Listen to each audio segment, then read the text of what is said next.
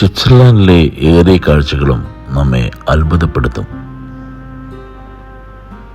Geneva സ്റ്റേഷനിൽ നിന്ന് കുറച്ചു മാറി സ്ഥിതി ചെയ്യുന്ന പാർക്ക് ഡേ ബെസ്റ്റോയിലുമുണ്ട് അത്തരത്തിലൊന്ന്. കാലങ്ങൾക്ക് മുമ്പ് ജനീവ ഒരു ഇൻഡിപെൻഡൻറ്റ് സ്റ്റേറ്റ് ആയിരുന്നു.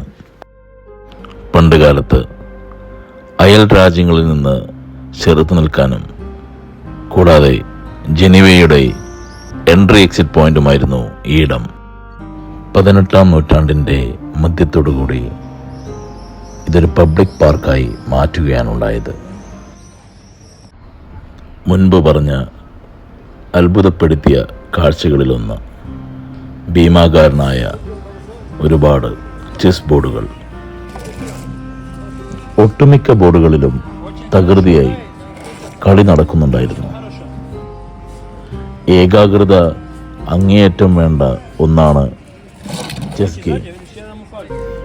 അതുകൊണ്ട് തന്നെ അവർ ഒട്ടും തന്നെ കൂടി നിൽക്കുന്നവരെ ശ്രദ്ധിച്ചിരുന്നില്ല. രസകരവും കൗതുകവും നിറഞ്ഞതായിരുന്നു ഈ കാഴ്ച.